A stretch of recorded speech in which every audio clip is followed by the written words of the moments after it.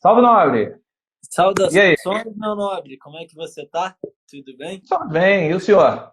Muito bem, muito bem. Obrigado pelo convite.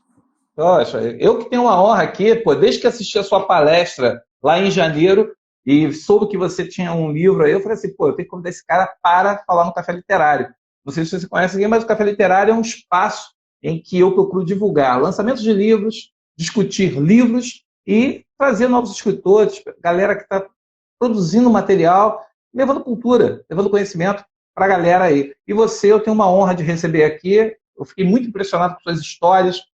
Acompanhe seus vídeos no YouTube e os seus vídeos também no Instagram. E são bem interessantes porque nós estamos precisando exatamente disso. Uma vez me perguntaram: você nunca coloca sua posição política naquilo que você fala? E eu disse: basta você ver o que eu falo para saber onde eu estou. É isso. Não preciso ficar fazendo panfletarismo. Basta dizer e fazer aquilo que você acredita. Eu gosto muito do seu trabalho porque você passa para a gente aquilo que é sua fé, aquilo que você acredita. E isso é uma coisa admirável nos dias de hoje. Então, seja bem-vindo. Muito obrigado por aceitar o convite. Está muito frio aí no Paraná? Tá frio. Tá bastante frio. E aí, André, o que a gente tem para contar para a gente aí? Como é que tá a vida? Como é que está o trabalho? Como é que está a felicidade em tempos de Prozac? Como é que estão as coisas aí? De Prozac. Se eu tivesse esperado mais um mês para gravar o Uhum. curso, talvez eu tivesse feito felicidade em tempos de corona. Não, mas aí que tá valendo. A ideia tá É lá. isso. Tá Sim, pegando sim. a essência fica para qualquer momento, é atemporal. Afinal, todos nós somos feitos de sucessos e crises. E a grande Isso. virtude é saber superá-las. Meu mestre costumava dizer que se a vida não tem altos e baixos, você tá morto. Né? Você olha um Com eletrocardiograma, certeza. é isso. É, Exatamente. O movimento é esse. Agora, André, perfeito. vamos lá. A galera está chegando e muitos querem ouvi-lo. Quem é o André Baldo? Como é que veio o André Sem Fronteiras? Na verdade, de onde veio o André Sem Fronteiras? A sua origem? Eu conheço, mas nossa plateia não. Essa Como é que pergunta é essa pergunta, Monteiro, é uma pergunta muito interessante, né? Quem sou eu? É uma pergunta muito interessante. E é uma pergunta que até hoje eu não sei responder.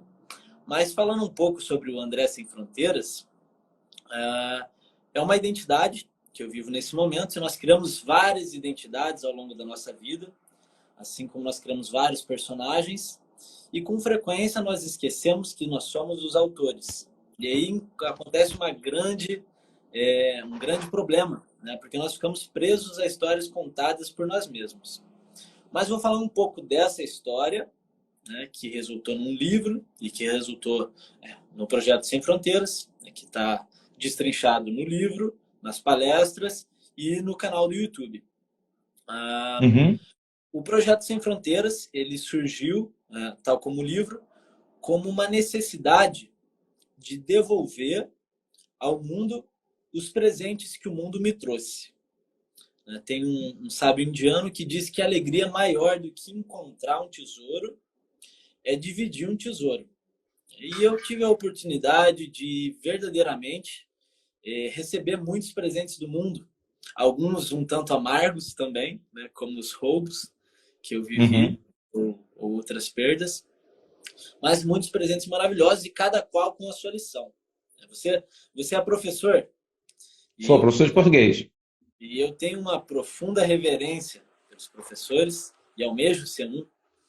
E eu costumo dizer que o mundo ou que a vida é uma grande professora, né? Uhum. E ela sempre vai oferecer para a gente, para os seus alunos, as lições necessárias ao momento adequado, ao que aquela pessoa, que aquele aluno está vivendo naquele momento.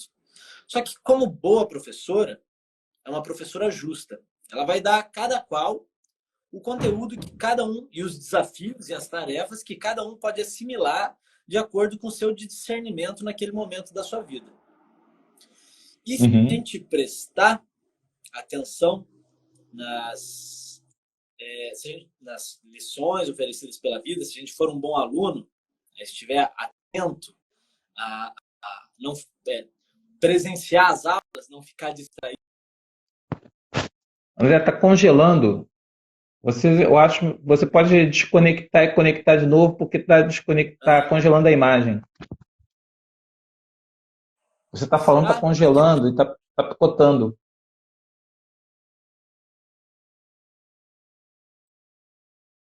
Uhum. Tá picotando ainda? Não, agora parou. É porque está congelando a imagem e picotando sua fala. Aí, de vez em quando, dá um atraso porque congela a imagem. Ó, agora congelou. Você quer sair e voltar de novo para a conexão? Eu acho que fica melhor. Está picotando muito.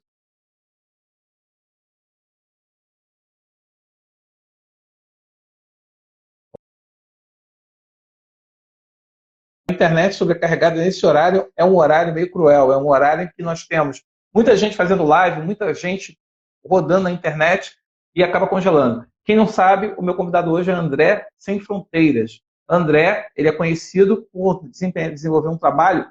Aí, vamos tentar aqui de novo. Vamos ver como é que está aqui. Estou vendo Francisco, Mariane, Henrique, grande Ricão. É. Tem aqui. Só agradecer um amigo aqui que está deixando aqui. Pô, parabéns aí, meu cara. O Kerk aí, que está dando aqui, no caso, ó, tá agradecendo aos bizus aqui de professor. Você está falando sobre essa coisa do compartilhar o presente, do compartilhar, né?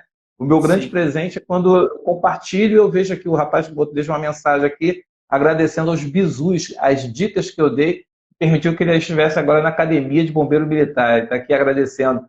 Então, vamos lá, André, a palavra é sua. Valeu, amigo. Certo. E a vida como boa professora, ela sempre vai oferecer as lições adequadas a cada aluno. E se a gente for bons alunos, se a gente prestar atenção ao professor, né, a gente não vai ter problema em passar nos testes, porque ela de fato oferece testes, né, a todos os momentos, para ver se de fato a gente assimilou as lições trazidas por ela. E se a gente for Uhum. bem bom aluno, a gente pode passar nos testes tranquilamente. Agora, se a gente não foi um aluno displicente, esteve desatento às lições trazidas pela vida, às lições trazidas pelo mundo, é natural que a gente tenha de repetir as lições, porque simplesmente a gente não está pronto para receber um nível superior de entendimento, de conhecimento. E o Sem Fronteiras foi isso. Foi as lições que o Uhum. mundo me trouxe, que eu consegui assimilar e que resultaram num livro. Né? Então, se você me permite, professor, eu vou falar brevemente Vai lá, por favor. de algumas histórias que eu vivi, e aí você É, sinta-se livre para fazer as perguntas que quiser, ou quem está assistindo também quiser fazer as perguntas. Mas de forma bem resumida, eu vivia uma vida uhum, normal, né? E normal não necessariamente significa saudável. Então, eu conservava a estabilidade uhum, financeira, gozava de um reconhecimento público, estava prestes a entrar na vida pública, tinha ao meu lado uma companheira maravilhosa, e ainda assim eu sentia um profundo vazio, professor. Esse uhum, vazio que parece que não tem nenhum sentido aparente, mas que nos furta o sono durante a noite, que nos deixa numa inquietude uhum, constante. E no Réveillon de 2017, eu vivi o auge dessa crise, foi uma noite escatológica, e eu estava aí no Rio de Janeiro, inclusive. E eu lembro que nessa noite eu fui tomado por um profundo sentimento de entrega. Assim, não foi algo da razão, foi algo do coração, e a gente deve muitas vezes, porque nós temos múltiplas inteligências, né? Nós não temos só inteligência racional. uhum, E nessa noite eu decidi ouvir essa outra inteligência. E ela me disse com todas as letras que eu deveria abrir mão de tudo que eu tinha e me entregar à vida. E embora eu não soubesse o que isso significava, eu tinha uma uhum, plena convicção de que aquilo era uma morte. E embora eu também estivesse rumando ao desconhecido, eu também tinha um pleno sentimento de confiança na vida, de que ela iria me levar para onde eu tivesse que ir. E logo em seguida veio a ideia de dar a volta ao mundo. Eu vendi minha empresa, terminei meu relacionamento naquela noite, vendi meu carro e decidi comprar uma passagem para fora do Brasil e sair caminhando pelo mundo. Eu comecei pela África do Sul, e o curioso é que, enquanto eu vivia uma vida normal, tudo estava seguindo de acordo com o script e eu não enfrentava nenhum grande problema. Cara, foi a partir do momento que eu decidi deixar tudo para trás, que eu decidi me entregar para a vida, que vieram os testes, né? Que vieram os testes. Você quer mesmo? Você quer mesmo? Você quer mesmo ver o que é? E aí eu comecei a enfrentar uma série de obstáculos.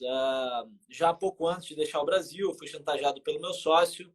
Eu tive problema com os documentos na semana que eu ia vender minha empresa, no dia que eu ia vender minha empresa. Tive problema com o meu passaporte 4 dias antes de deixar o Brasil, já com a passagem comprada.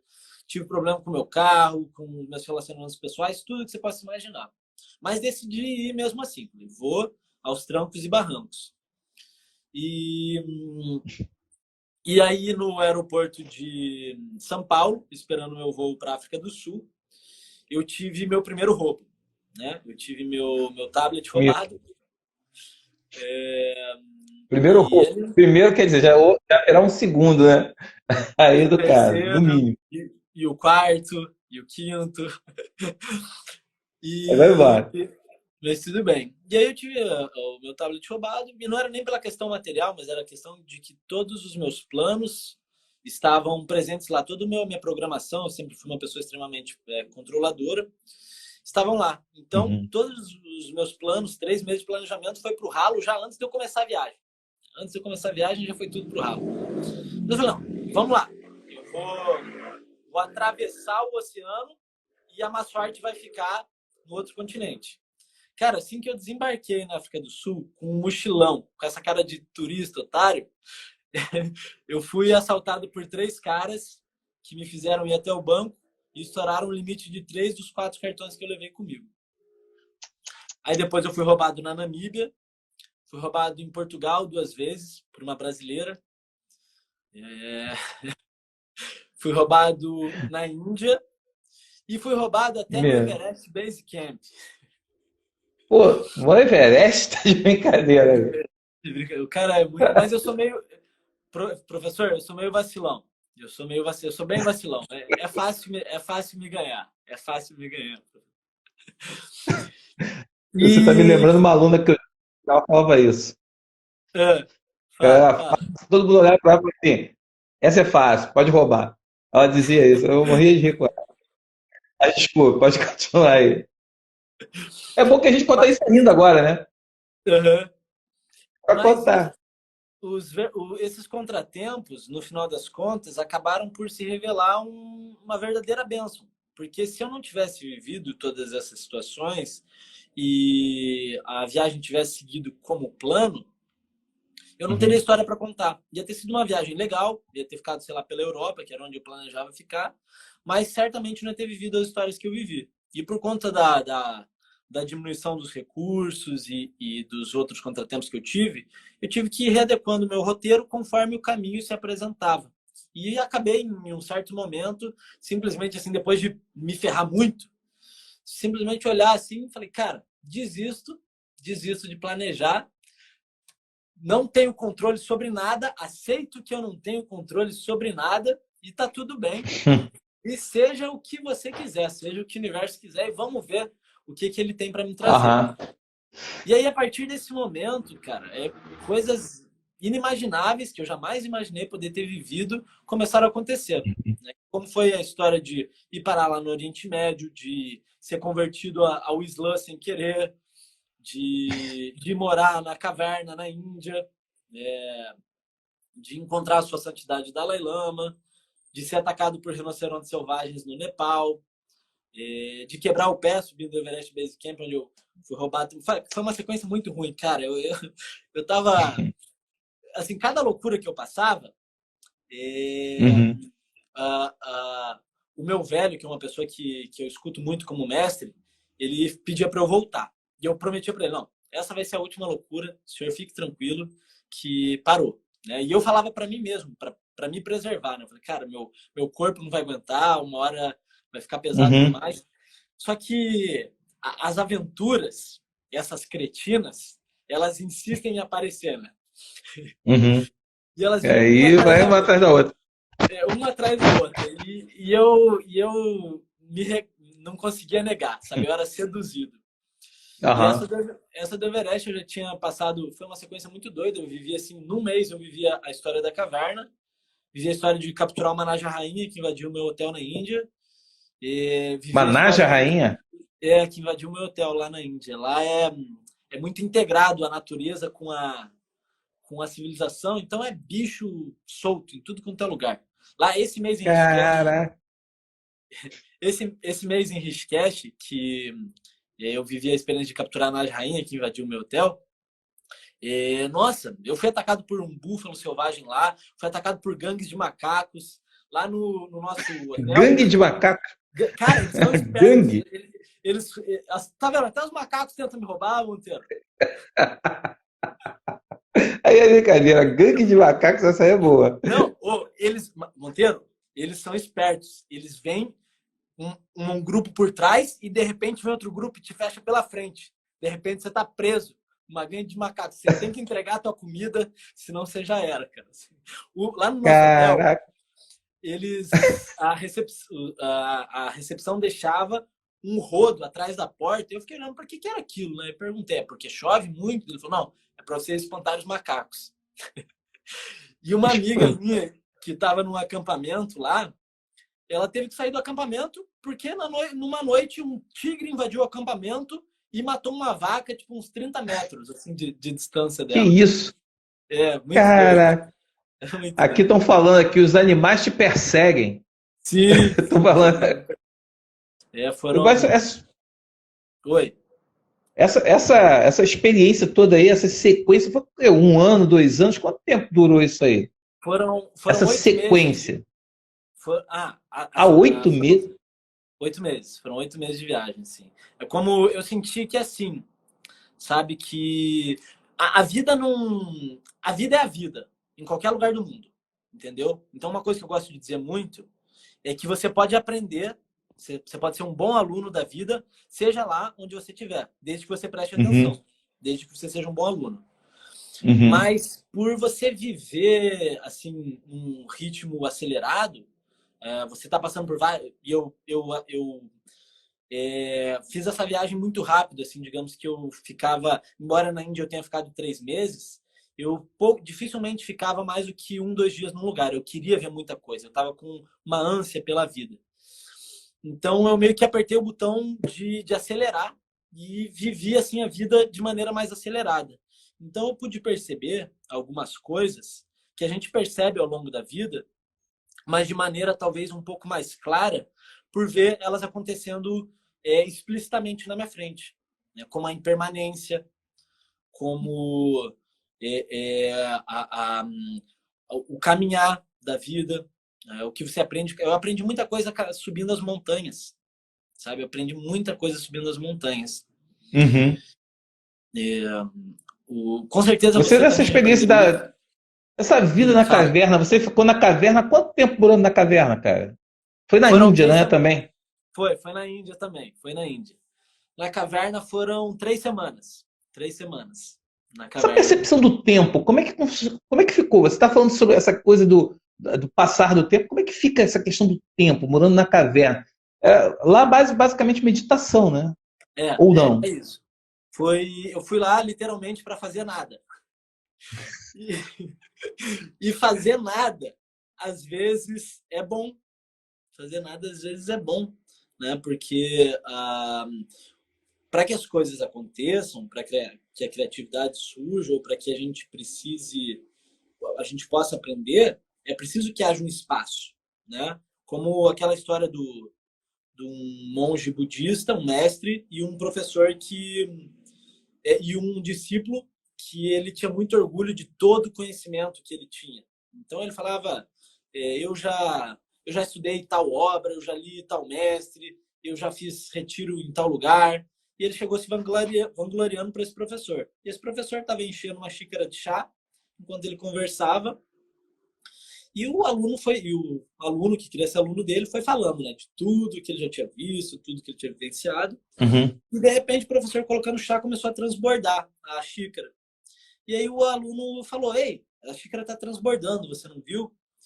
E aí o mestre falou: "Assim como a xícara, você também está transbordando. de um excesso de informações. E não há espaço para que você possa aprender nada comigo.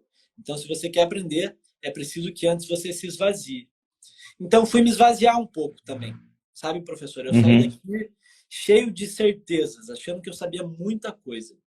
E eu voltei com a certeza de que eu sei muito pouco.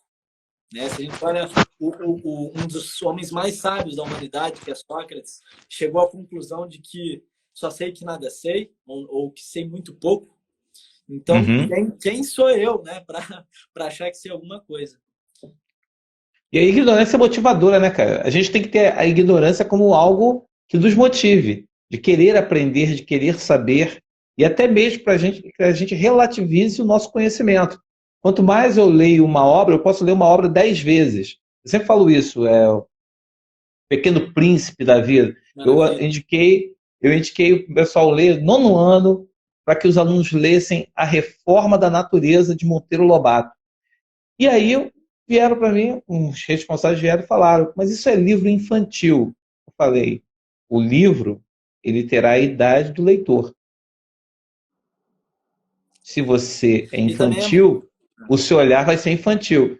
Se o seu olhar é adulto, você vai ter a sensibilidade e maturidade para perceber aquilo que se metaforiza no mundo infantil, acho que nos toca enquanto adulto.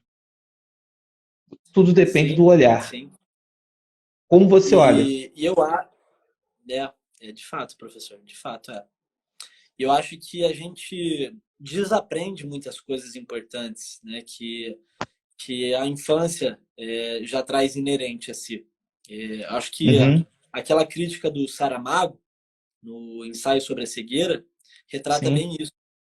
Né, porque é uma cegueira branca. As pessoas não têm um problema no seu aparelho.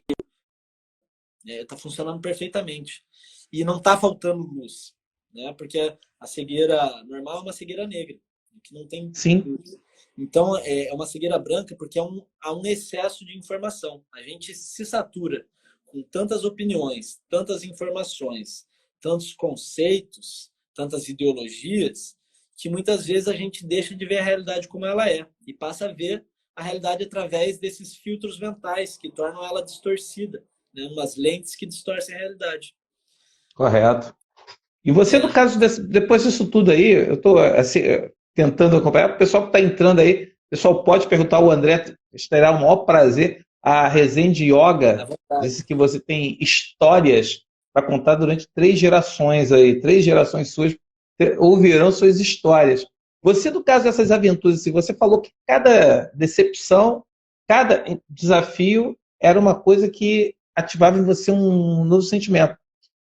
Desde que você saiu do Brasil, que você foi, assim, a gente fala que nossos pais costumam dizer que se você vai fazer uma coisa e já começou errada, é porque a coisa tem que parar tudo, porque está tudo errado ali, não vai dar certo. E você fez o caminho contrário. Você pegou, transformou isso não em algo que fosse desânimo, mas você transformou em ânimo. Uhum. No seu curso, os cursos que você faz, você trabalha essa questão da. Nós estamos, por exemplo, vivendo agora esse momento de isolamento social. Muita gente não está aprendendo, está vivenciando o medo de ficar sozinho ou ter que lidar com seus próprios fantasmas, ou ter que lidar com seus próprios medos. Como que você pega essa lição desse tudo isso que você viveu e você passa no seu curso? Um momento como esse, porque muita gente está angustiada, depressiva com a situação que a gente está vivendo. Certo. Eu tenho 4 cursos prontos, mas apenas um deles eu gravei. Né? Os outros eles estão prontos assim Uhum, para serem ofertados fisicamente. O que eu gravei e que está disponível agora é o Felicidade em Tempos de Prozac. Até quem tiver interesse em assistir o uhum, módulo gratuito está lá na bio do meu perfil. E um segundo curso que eu gostaria de ter já gravado, porque ele vinha bem a calhar esse momento, ele poderia auxiliar muito nesse momento, é o da Lama Broto Lotus, que que é justamente sobre gerir crises, né? Sobretudo crises internas. E as crises, o pessoal costuma falar, e eu mesmo sou um desses, que crise é oportunidade. Mas pensando bem, não. Não é oportunidade, é uma necessidade de mudança. Né? Então, exato. a crise, ela, você é professor de português, algo que eu gosto muito é da etimologia. Então, crise vem do latim crisis e significa decisão súbita, momento de mudança. E ela tem suas origens na medicina grega. O que me levou a fazer a minha viagem foi uma crise pessoal, uma necessidade de transformação. E na medicina grega ela representava o 7º, o 14º, o 21º ou o 28º dia na progressão de uma doença, onde a doença ou evoluía para a morte ou para a cura. E o que é uma doença? A doença, segundo a medicina, nada mais é do que um desequilíbrio do organismo.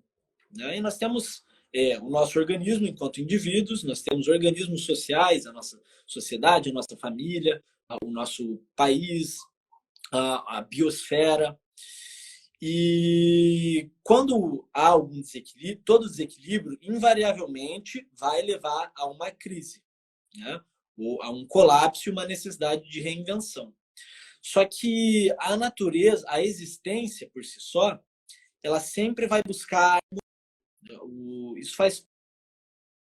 Tá congelando de novo aqui. Tudo que é desarmônico vai contra a.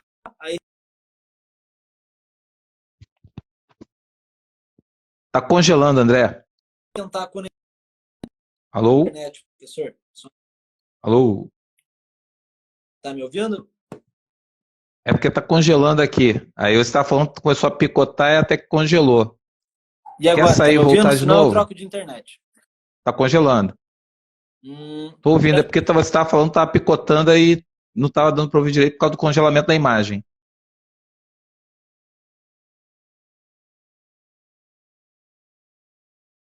Pessoal, nossa internet aqui, a internet lá do André está com probleminha. Peço aí um pouco de paciência. Desse tempo aí de crises, a gente está vivenciando uma série de probleminhas. Eu vou... Deixa eu ver. Tentar de novo. Ele desconectou, mas está voltando. Pessoal, espero que vocês estejam gostando aqui do bate-papo e faço perguntas ao André. O André, ele, no caso, tem 2 cursos. Ele tem um curso que está disponível na hashtag dele, no André Sem Fronteiras. Você pode entrar lá e fazer o curso Felicidade em Tempos de Prozac. E ele está abordando uma questão bem interessante. Ele está explicando de onde vem a palavra crise, doença, e mostrando para a gente como que é importante que nós aprendamos a lidar com as crises. A crise que nós estamos vivendo hoje é uma crise que está apontando para a gente o seguinte, o que a gente estava fazendo não estava bom.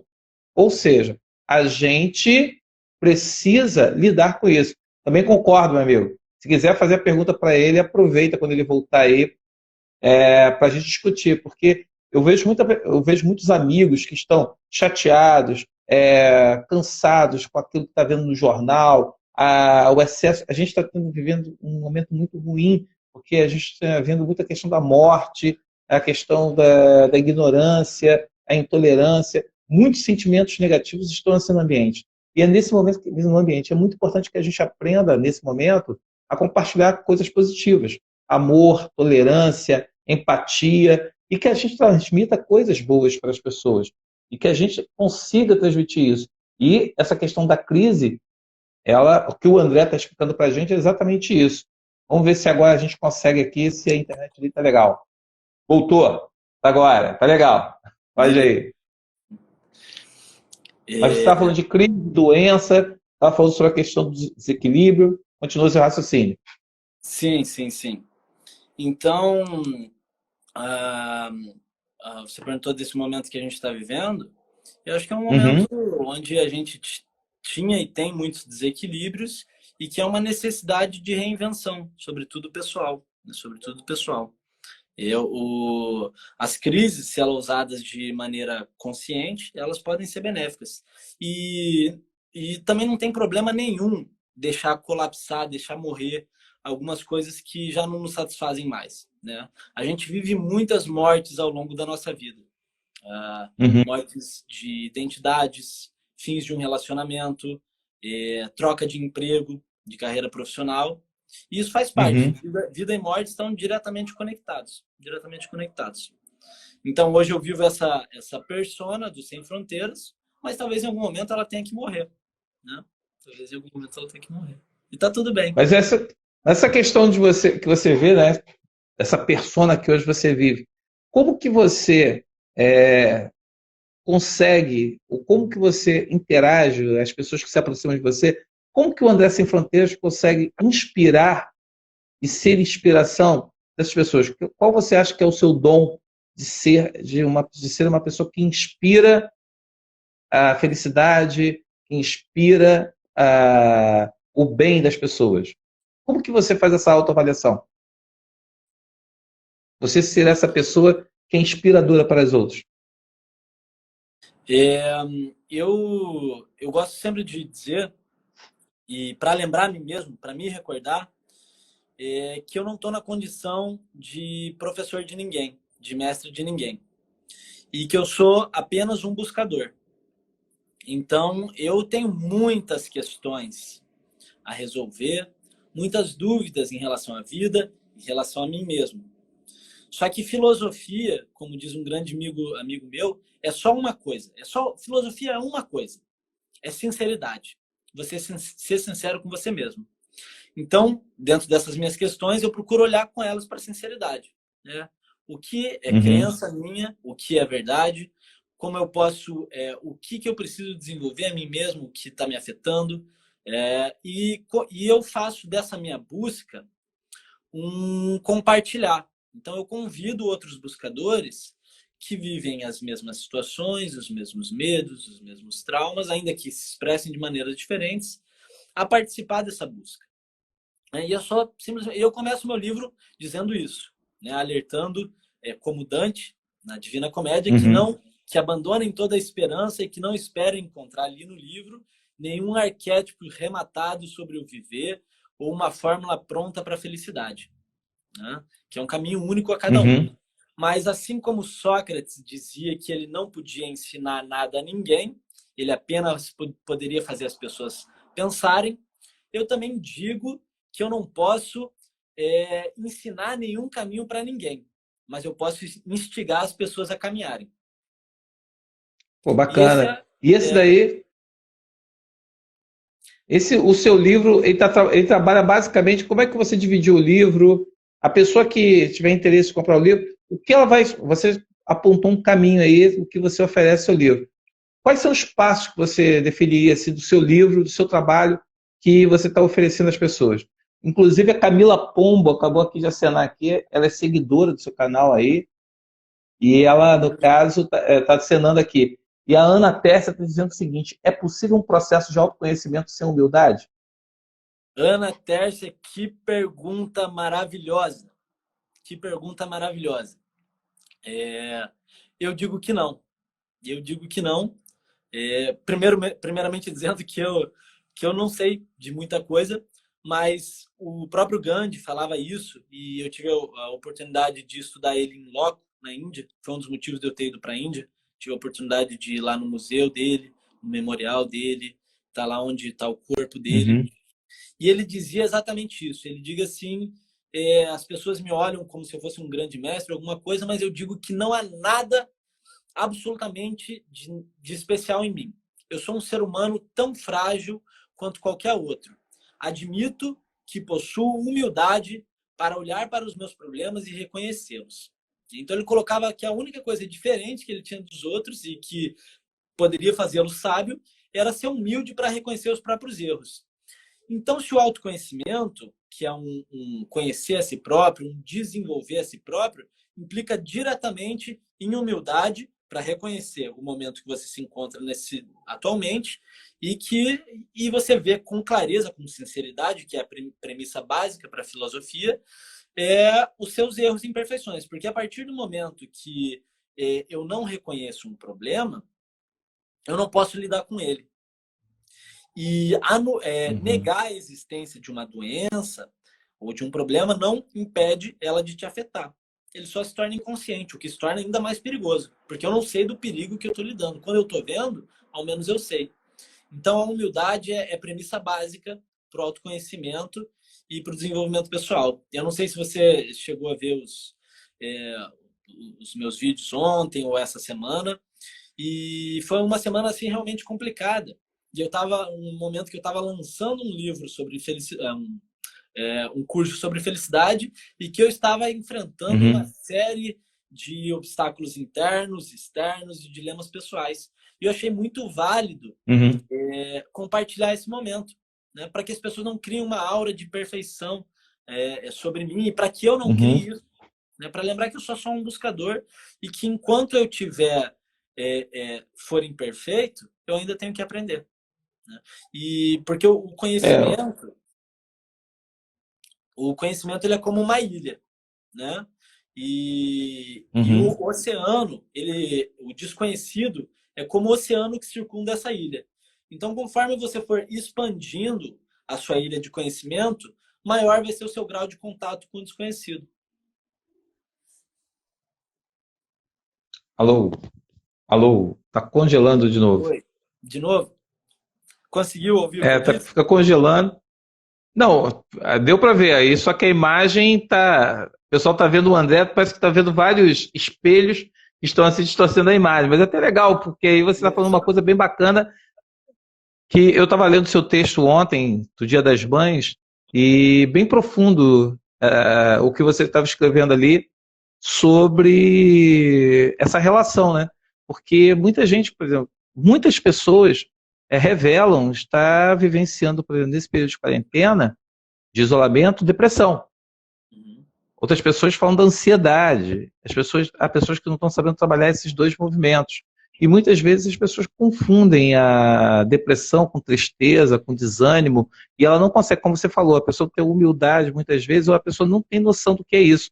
E o seu depoimento ontem foi muito importante para poder, eu acho que para mostrar a humanidade e o quão humano você é. Ou seja, todos nós temos coisas boas, mas também a gente tem que superar muitas coisas ruins, muitos momentos que não são dos melhores das nossas vidas. Então, assim, isso que você falou vai ao encontro do que eu estava lendo ontem na sua página. Agora, André, assim, a gente está caminhando aqui para o caminho, até a Ana Tessa, eu botei a pergunta da Ana Tessa, mas assim, sobre o seu livro. O que você acha que a pessoa, no caso, as pessoas que, ao ler o seu livro, o que você procurou mostrar para elas, além dessa coisa de que você é um buscador, o que mais as pessoas vão encontrar as suas histórias, as suas buscas? O que mais você está deixando para as pessoas ali? Qual é o legado que você está deixando? Quais são as perguntas que você está deixando? Eu procurei, e eu começo meu livro com isso, retratar a vida, né? Tal como ela é. Então, esse foi um dos propósitos dessa viagem. Não só visitar os lugares belos, não só visitar os templos, não só visitar os castelos, não só visitar a face bela da existência da humanidade, mas olhar também a face grotesca. Olhar as dores, o sofrimento, a miséria, as guerras, porque a existência ela é dual. A vida ela é dual. Né? A existência ela é dual. Vida e morte, noite e dia, frio e calor, inverno e verão, próton e elétron, positivo e negativo. A vida se manifesta em pares de opostos. E se você quer experienciar a vida em plenitude, e o que é plenitude? Plenitude é ser pleno, ser por inteiro. Né? Para você ser íntegro, que é integrar todas as partes, você precisa experienciar ambos os opostos. Você precisa experienciar a noite, você precisa experienciar o dia, você precisa experienciar o sofrimento, você precisa experienciar a felicidade. E eu busquei na minha viagem, e mesmo quando eu não busquei, veio a vida e deu na minha cara, mostrou ambas as faces da humanidade, o médio e o outro, os palácios e a miséria. Então, e aceitar que isso faz parte da vida traz uma leveza também, Sara Monteiro. Eu acho que aceitar que, por exemplo, esse momento que a gente está vivendo faz parte da existência, traz uma leveza. Porque isso faz parte da vida. Né? Porque senão a gente sofre em dobro, ou até 3 vezes mais, porque a gente sofre o sofrimento em si, que é o natural. Né? Por exemplo, você levou um trauma, você levou uma porrada, você vai sentir a dor. Agora a gente sofre antes da porrada, com medo de sentir a porrada, e a gente sofre depois, relembrando a porrada que a gente tomou. Então, a gente aceitar que a dor faz parte da existência, e você tá aqui, eu sou um moleque, Monteiro. Eu tenho 29 anos. Você tem quanto? Eu? 52. Você tem muito mais ensinado que eu, entendeu? A gente aceitar que isso faz parte da vida traz uma leveza e muitos aprendizados também. Porque Uhum. a gente olha, ainda a sua geração não chegou a pegar, mas você olha os nossos avós e bisavós, cara, pô, o que foi a década de 20, né? Ali, o pessoal tem o Bob, que é um veterano da Primeira Guerra, britânico. Cara, o cara viveu a Primeira Guerra, o cara viveu o tifo, o cara viveu a gripe espanhola, o cara viveu a Grande Depressão, o cara viveu a Segunda Guerra, o cara viveu a Guerra Fria, o cara viveu a Guerra do Vietnã. E o cara deve estar vendo isso aí, né? Nem vê, nem Mais um vê. momento. Mais um momento. A Jerusa está dizendo aqui boa noite para você aqui. Não sei se ela Obrigado. te conhece, a Jerusa. Lalinha Jerusa. Não Deixou sei. aqui um boa noite para você aqui. Legal. Aí eu estou reproduzindo porque ela falou aqui, oi, boa noite. Então, boa noite. E aí que tá, né? Essa questão da gente achar que muita gente concebe a vida, né? Antes de eu fazer a minha pergunta aqui, tem uma pergunta. O que te motiva? Nos momentos mais difíceis, a quem você se volta para vibrar no positivo novamente? Então, o que te motiva e o que nos momentos mais difíceis a quem você se volta para vibrar o positivo novamente? Certo. Eu também vou querer que você responda essa Pergunta do pergunta. Jeff. Eu também vou querer que você responda essa pergunta depois, Monteiro, que eu também vim para aprender com você, tá? É, Como eu disse lá na minha palestra no Vai Lá e Viaja, assim, a Uhum, efemeridade faz parte da vida, sobretudo nos tempos pós-modernos, né?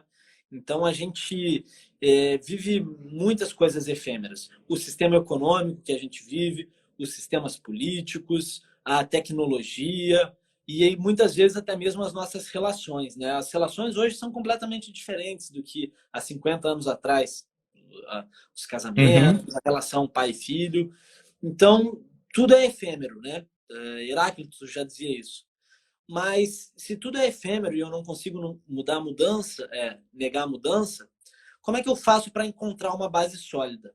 E aí eu digo que diante do efêmero, a gente deve buscar aquilo que é absoluto. Então, uma coisa que é absoluta para mim são as virtudes. As virtudes são caracterizadas por sua universalidade e atemporalidade. Então, em qualquer contexto, em qualquer situação, em qualquer tempo, no Oriente, no Ocidente, no passado, no Uhum. futuro, as virtudes sempre vão ser úteis, né? Sempre vai ser útil ser corajoso. Nunca vai sair de moda a justiça, a benevolência, a compaixão. Né? Nunca vai morrer de velha a temperança, o autocontrole. Então, eu procuro me embasar nas virtudes.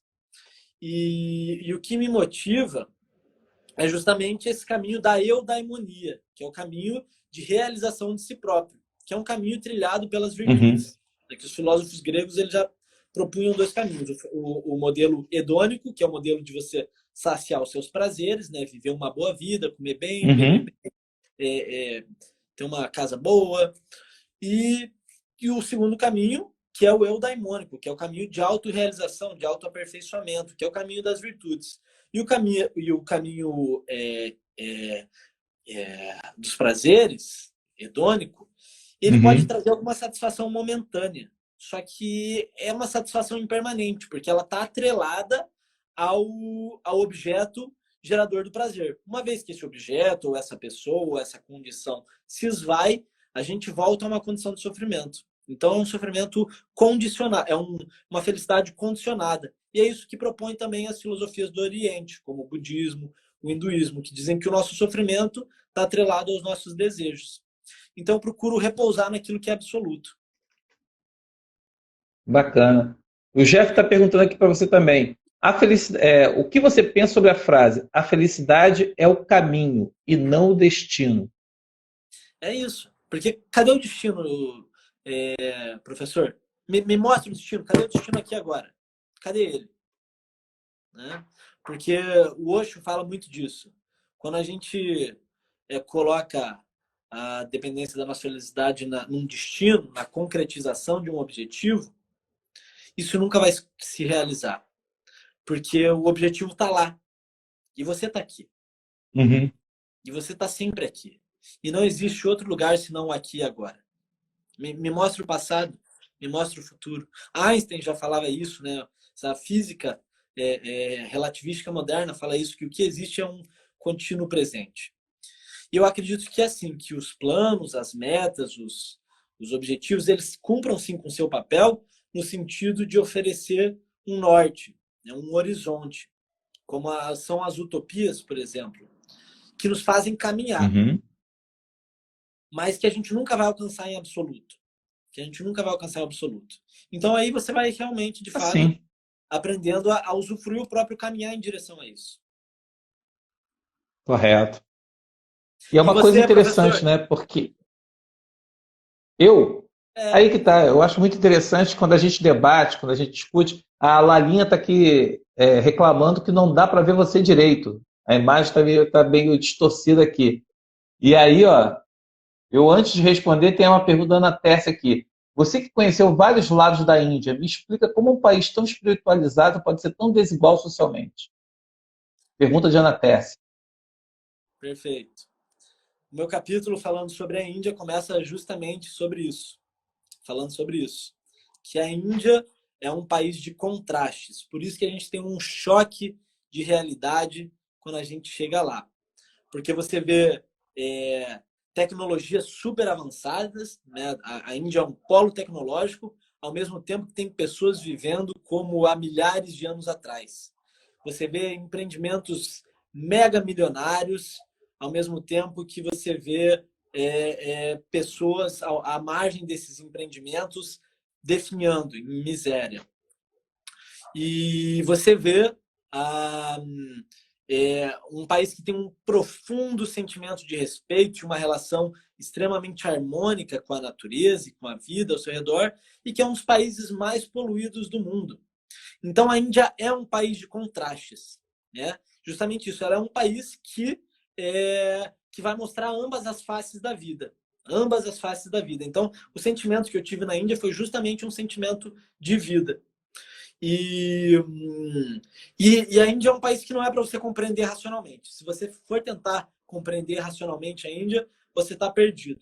Eu lembro que o momento que eu decidi parar de tentar compreender racionalmente a Índia foi quando eu estava em Jaipur e eu vi um macaco montando um porco selvagem. Um macaco selvagem cavalgando em cima de um porco selvagem correndo pela rua.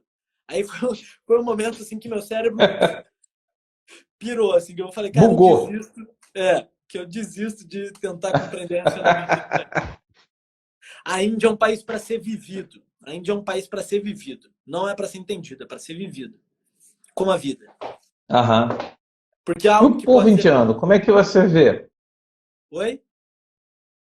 O povo indiano, nesse contraste todo aí, como é que você percebeu isso daí? Essa relação? Como é que foi sua relação vivendo Então, naquela sociedade?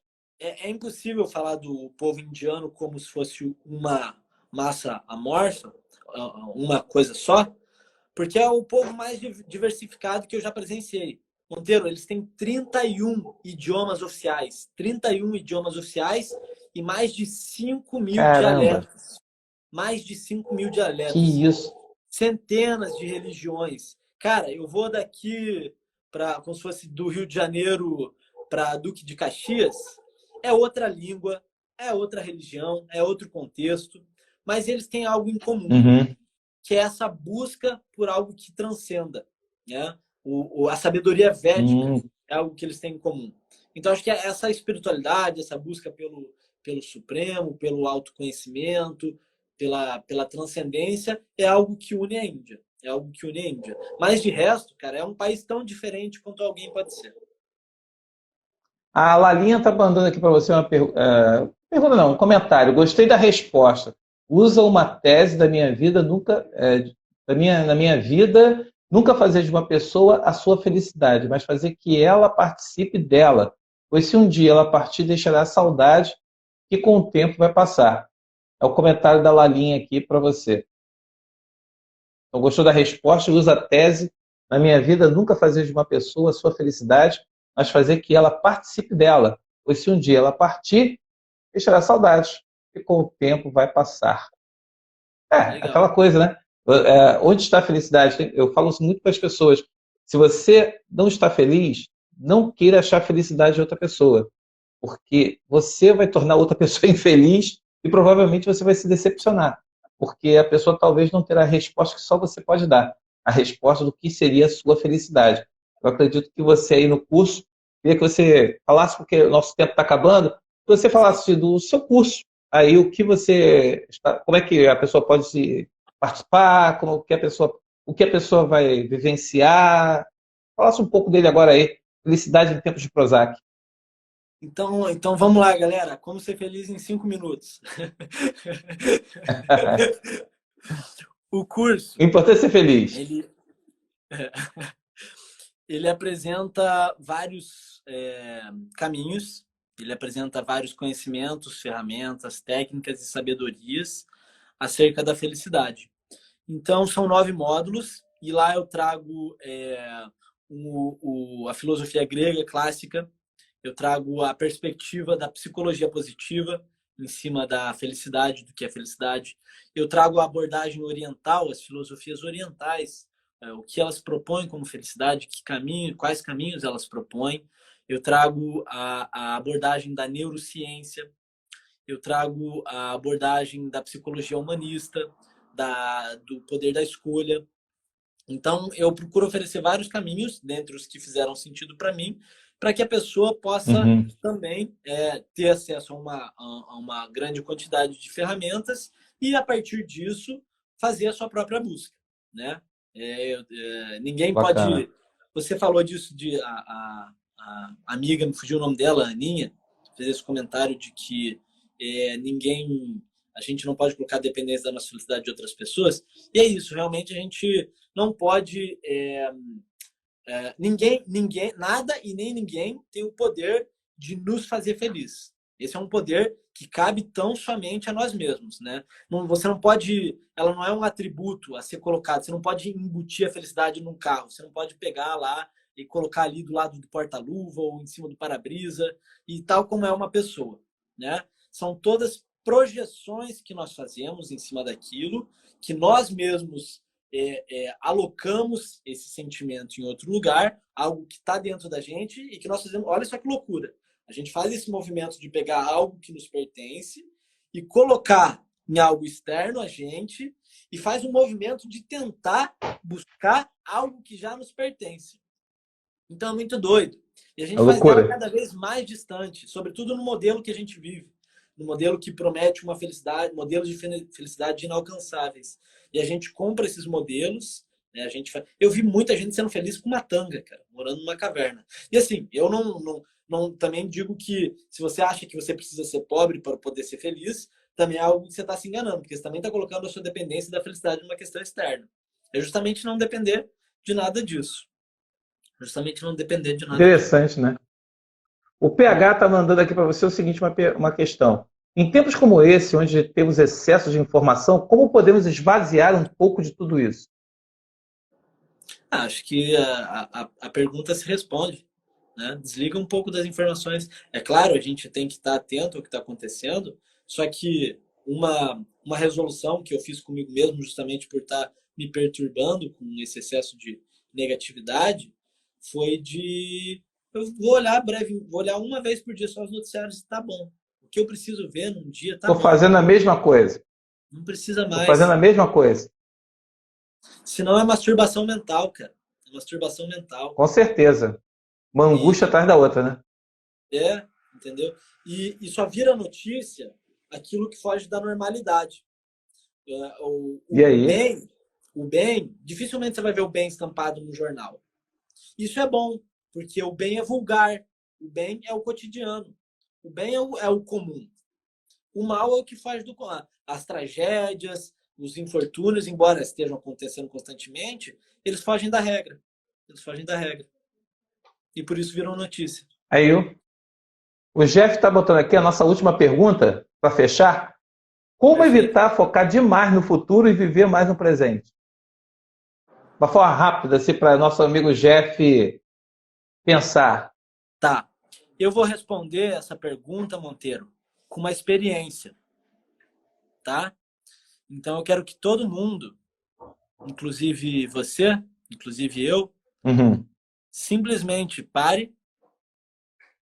com a coluna ereta e inspire profundamente, feche os olhos, pelo nariz e pelo abdômen.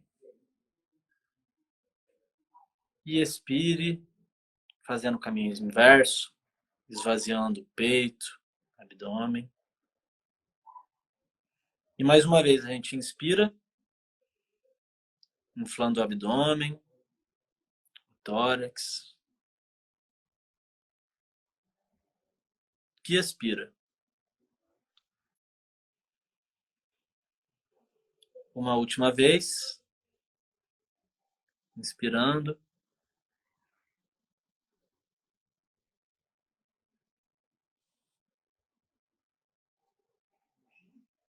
E expirando.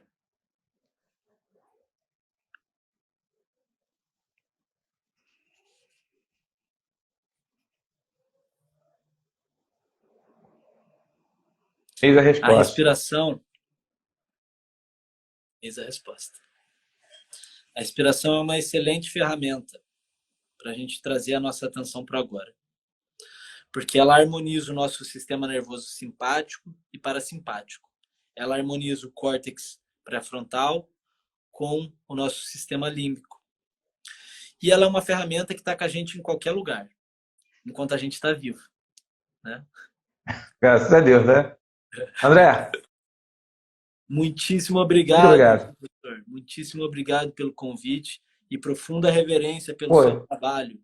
Profunda reverência pelo seu trabalho. Eu também tenho uma profunda reverência pelo seu trabalho também. Sigam André Sem Fronteiras. Se você gostou, se você se identificou, se sentiu assim, vamos dizer, estimulado e tocado por esse momento, por essa conversa breve aqui, acompanhe o André do Sem Fronteiras no canal dele, né, no Instagram. Muito obrigado a todos que assistiram aqui. Acompanhem e sigam, porque nós estamos precisando ser felizes. Nós estamos precisando valorizar a vida, valorizar o próximo e aprender a ouvir coisas boas. E se a gente não tem nada para dizer, respira, expira e você...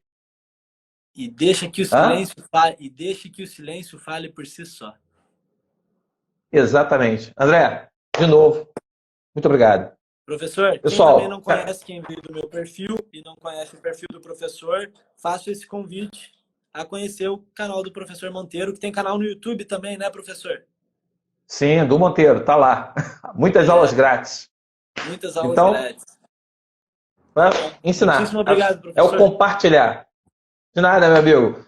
Pessoal, espero que vocês tenham gostado. Foi muito bom aqui ter o André, lá do Paraná, que veio aqui, deu esse depoimento pra gente, dessa entrevista inspiradora, e que vocês se inspirem e que vocês aí, por favor, deem uma certa leveza à vida. Para, respira. Se a vida está estressada, acalma. Acalma, atinge a alma. Pessoal, até o próximo Café Literário. André, até a próxima e a gente se fala. Um beijo no coração. Valeu. Tchau. Amém. A todos nós. Até mais.